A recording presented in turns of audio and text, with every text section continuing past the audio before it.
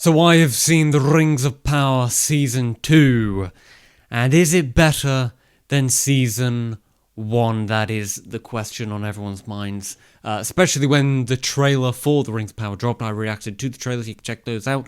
I also reacted to the entirety of Season 2, so you of course get those reactions as they drop.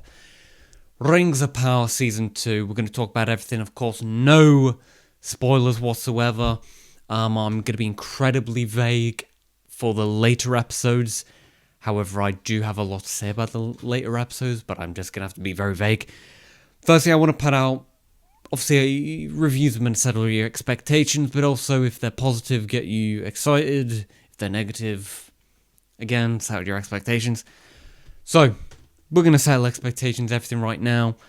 Firstly, the trailers show a lot that you won't be getting in the first few episodes. I feel like I should say that right now.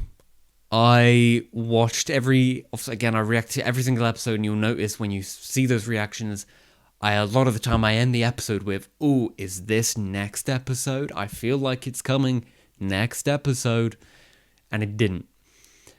So the trailers do show a lot from the later episodes. I think that's a fault of the marketing, but what they do show in the trailers, again, very vague. So, is Season 2 better than Season 1? Yes. Yes, it is. We're going to talk about that. A lot of negatives to say, though. I do have some negatives to say. I do have incredibly positive things to say. I enjoyed Season 1. Didn't love it, but really enjoyed it. Had an incredible 6th episode. Had some not so amazing episodes. And I'm also not going to say woke, because I don't care, okay? Having people of colour in anything, just, who cares, yeah?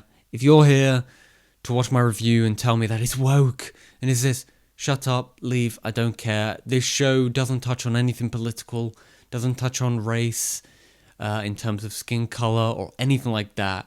There is nothing woke about this show, okay? Season 2, let's get into it. So firstly, I want to get the negatives out of the way so you can kind of set your expectations in that regard. I think that the Harfoot stuff is crap. I think that brings down this show exponentially. There's not as much as the Harfoots, I will say that, thankfully. But what we do get of the Harfoots, I think, is poor. Not that it's badly written or badly acted. It just has no place in this story, particularly this story in Season 2, because it is darker. Their scenes are just tonally off. They contrast with one another terribly.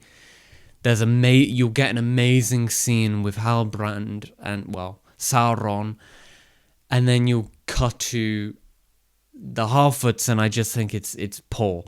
Obviously, we follow Nori, and the stranger, and another companion, won't say, but you should find out in episode 1, I think. Yeah, you definitely do. You find out in episode 1. I don't care, and I feel like the Harfoots, I understand that the Harfoots are being set up for the eventual hobbits, but I just think it has no place in this story right now. I would have much preferred if they introduced the Harfoots in Season 3, maybe late Season 2, but then again, Season 2, like, the second half is incredible. I just spoiled what I thought the second half of Season 2, but there you go. I just don't think the Harfoots have any place in this story. The thing with the hobbits is that they have an incredible dynamic with one another, and they've been set up very, very well. They're lovable, and the reason why they're lovable is because, one, you got Merry and Pippin, who are mischievous, immature gits, but their journey throughout the Lord of the Rings film, you got to keep in mind, I've seen more of Rings of Power Season 1 and 2 than anyone's seen of the Lord of the Rings films. And yet I don't care about these Harfoots whatsoever. We've got Merry and Pippin who go on this journey as they mature and as their mischievous acts actually become heroic acts, and you care about them. They're funny. Do I need to say anything about Sam and Frodo? They're incredible. They're strong. Their dynamic with one another is powerful. So you care about them.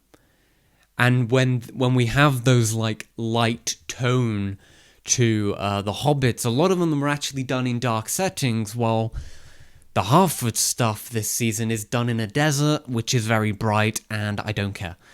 And tonally, it's just off. I don't like it. Harfoots, get it out the way. I'm not saying skip the scenes. I'm not saying that at all. I do think they are important to the Stranger's journey. I think they're also important for later stuff. But it has no place in Season 2. And I would prefer if they weren't in Season 1, we spent more time building on other characters. Season 2, Season 3, whatever. Introduce Harfoots by a little bit. I don't care. Numenor stuff, I'm not a huge fan of. Numenor stuff gets a little better towards the end, particularly in Episode 6 and Episode 5. But the Numenor stuff, again, very disinteresting. It's not as much as Season 1, thankfully, because I didn't really enjoy that stuff in Season 1, but they slow it down a little bit here. And I do think it gets better towards the end. Other negatives, I suppose, is it definitely has a bit of a pacing issue, particularly in the first 3 episodes. I will say the first 3 episodes, which of course will be dropping tomorrow, I would like to reassure you, I particularly did not love the first 3 episodes. I enjoyed the first 3 episodes. Episode 3 I didn't enjoy.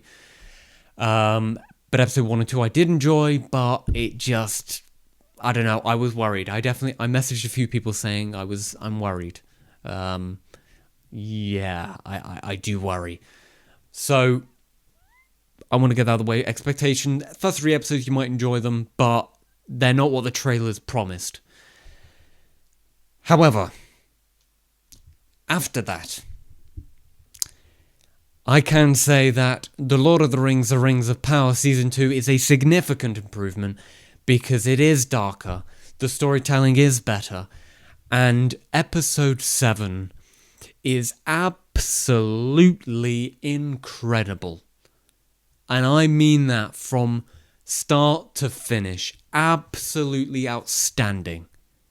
All the best stuff you saw in the trailers is in this episode. It is absolutely incredible. It blew me away. I had high expectations because of the trailer, but oh my god. It's like, I don't want to, Lord of the Rings films are my favourite trilogies of all time, and those 3 films are all in my like top 15 films of all time. But this episode 7, comes to some of the heights of that. Like, you could place that episode in the Lord of the Rings trilogy, and it's to that standard. It's incredible. And what makes that episode so incredible is not only the cinematography and the battle sequences and the acting and the music and the production design, the costume design, but Sauron and Celebrimbor, their story in Season 2, from the get-go, is absolutely incredible. It was one of the best parts of the season. Every single time they cut to those two, I was gripped. It was so good. It is introduced very early on. It is a massive part of the first half of the story, which has me so engaged and is probably the reason why I enjoyed it so much. Wow, yeah. Really enjoy the dwarf stuff. The dwarf stuff gets a lot more interesting as well as the king starts to be consumed by the ring. Wow. Yeah, no, but that episode 7, episode 4 and 5 I really liked as well. I thought those were really good. Episode 6 I really enjoyed as well, again, because they have a heavy focus on Sauron. Episode 6, I think, has a little bit of the Harfoots. That brings it down a little bit.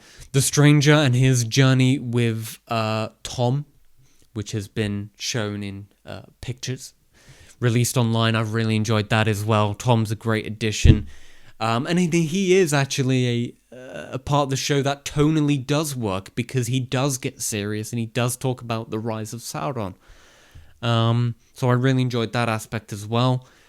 Galadriel and her journey with Elrond and her company, and Adar, fantastic. Really enjoyed that as well.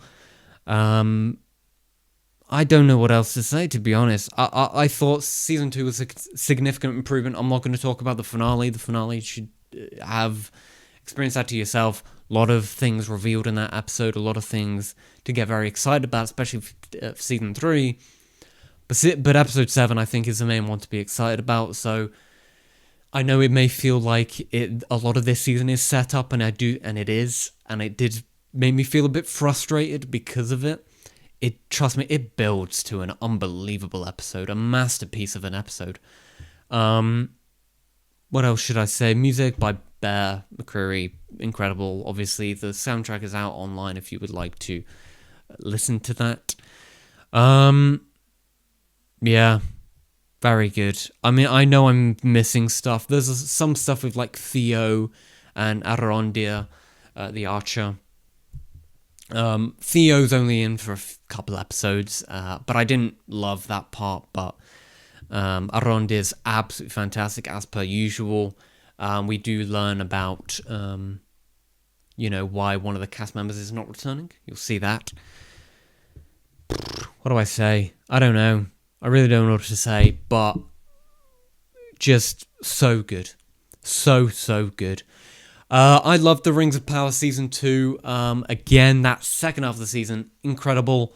First half of the season, pretty good.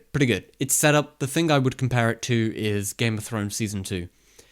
Season 2 of Game of Thrones is very much a bit of a setup to Blackwater. I think it's Blackwater. That episode is incredible, That's an outstanding episode. That's what this builds to. If you love Game of Thrones Season 2, you will love Lord of the Rings, Rings of Power Season 2. Again, I reacted to the episodes, so subscribe so you don't miss my reactions every single week for those episodes. Are you excited about the Rings of Power Season 2? I think you should be, but again, just wait. Just wait. You may be becoming frustrated, but trust the process. Thank you for watching the video. If you're new here, feel free to subscribe, like, share, and comment, all that good stuff. My Instagram, Twitter, Letterboxd down below for like 12 of them. Thank you for watching. Have a great day.